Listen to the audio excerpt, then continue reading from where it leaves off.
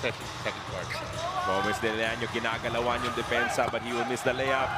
Dagdag lang ng stop. Merong rebound. May 2 puntos. Ito si Juan Gomez de Leon. Walang RDO nga yung galawan. Itong si Raymond Chow. Kayang tumira sa labas. Kaya rin sa loob. Juan Gomez de Leon misses the shot outside. Muyang picks up the offensive rebound. Stockton. Bibigyan naman ng pagkakataon si I'm not even sure how Larry Muyang was able to get that offensive rebound. Ang lalaki ng mga nasa ilalim ng Macau. I don't know why you're not able to get that initial defensive rebound. We were talking about Raymond Chow. There are 2 players na apelido nila Zhang. We have to check kung magkakapatid sila. Pero malalaki, 6'10", 6'11 guys. Pero napakasimple nun, no? Wala nang help defense sa ilalim. Drive fake. Ganda ng finish mula dito kay Raymond Chow. sinasabi mo, Carlo, he has 14-point advantage for Converge. Hand off to Damian Chongqui.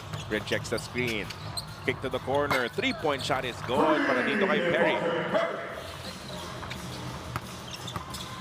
Arana, reverse layup na naman. Chinichibog talaga yung depensa, no? Simpleng-simple. I like Jimmy. Very easy para dito kay Justin Arana. We're seeing again, some guys are taller than him, but just unable to stop him. Buti nakakabawi-bawi naman. It's 11 lamang ito. Yung problema ng Converge dito, kumakagat sila dun sa shot take. Makakabawi naman itong si Muyang. Makakabawi naman dun sa kabilang banda. But Papan. Saka getting some nice layups. Raymond Chow again. The nice slip, nice. Cut to the basket mula kay Larry Muyang from Larry. Chongqui finally gets a 3-point shot to drop. He sets up Mikey Williams. Hindi mo natitira dahil naririyan na yung depensa ng Giant Pandas. Arana, umikot. Elementary for Justin Arana. Tumila pa dahil Looks very easy para kay Justin Arana up. Under, again, this is a much bigger defender, Raymond Chow, di ba? Pero kahit pa paano, kanina pa natin nakikita. oh, nice pass inside as Chongqui scores.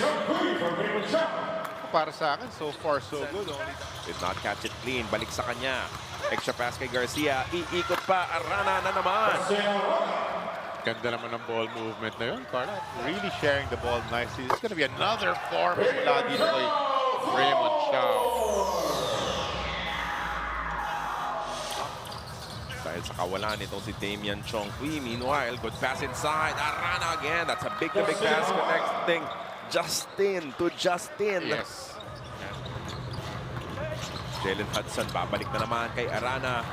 And that is too easy for Justin. He wants 3 best players under his name kagad in the first 3 games, Carla. Well, there's a chance it will happen. Itong si Raymond. At hindi na talaga mag-aatubiling tumakbo. Ganda naman yung jelly layup. Ito si Devondre Perry. Beauty. Ilalabas kay Baltazar. Naka-recover yung depensa. MJ wide open for 3. That's good. Sharing the rock, MJ Garcia. He's getting his chances, no? Pero hindi niya makompleto yung mga plays. Sa kabila naman, magmumukhang madali yan. Para kay Devondre Perry, coast Perry, 22 big points dito sa ating laro. It's only the first half of action. Pero yun, nakabawi na. Itong si Hudson, 9 first half points. That will be a miss. Tatakbo si Garcia. MJ nagmamadali. Goes to the lefty layup. That's sweet. Lipat, MJ, lipat. Watch, lalo na sa open court, MJ Garcia, magandang finish. Layup din, papasok para dito kay Kobe Lam. Ito yung kailangan after the disqualifying foul. As Arana will just take this one over the defense of Kobe Lam. How he was left against the guard.